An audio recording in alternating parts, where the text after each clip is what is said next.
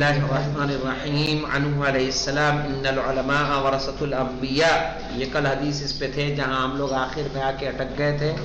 کہہ رہے ان العلماء ورثۃ الانبیاء کہ علماء جو ہے یہ والی ہے نا, ٹھیک ہے, نہیں کہ علماء جو ہے کیا ہے, انبیاء کے وارث ہیں. ان الانبیاء لم یورثوا درہما ولا دینارا, انبیاء نے درہم و دینار میراث میں نہیں چھوڑا ہے.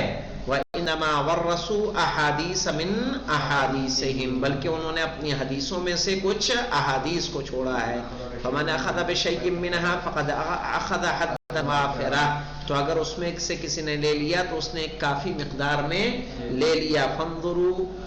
فَانظُرُوا عِلْمَكُمْ هَذَا, تو اپنے علم کو دیکھو, اس علم کو دیکھو, امن تاخذونہ, کہ تم اس کو کس سے لے رہے ہو. فَإِنَّ فِينَا أَهْلَ الْبَيْتِ, اس لیے کہ ہمارے اہل بیت میں سے فی کل خلف عدولا, ٹھیک ہے, ایسے عادل خلف ہیں, آنے والے ہیں کہ ینفون عنہ تحریف الغالین, کہ جو غالین کی تحریف ہے اس سے اس کو دور کرتے ہیں. ینفون یعنی دور کرنا, کسی چیز کی نفی کرنا ہے, یعنی ینفون اس کو دور کرتے ہیں, روکتے ہیں غالیوں کی تحریف کو.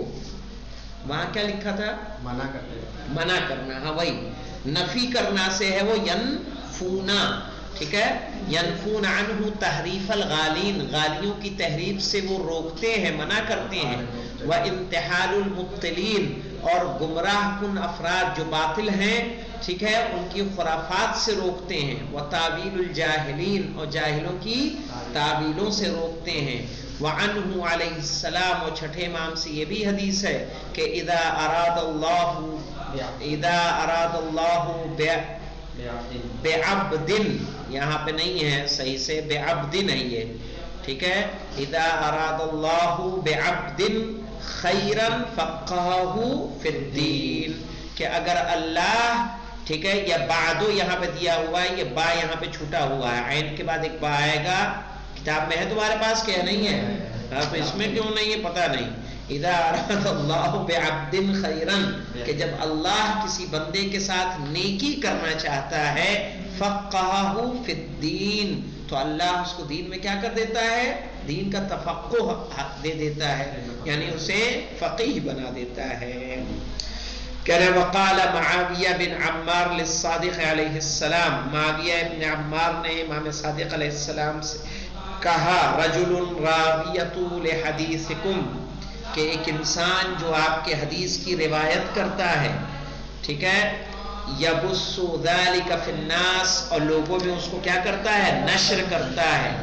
ویشددہ فی قلوبہم وقلوب شیعتکم, اور اس کے ذریعے سے اپنے دل کو اور شیعوں کے دلوں کو مضبوط کرتا ہے, یعنی محبت اہل بیت کیا کرتا ہے, زیادہ کرتا ہے, بہتر کرتا ہے.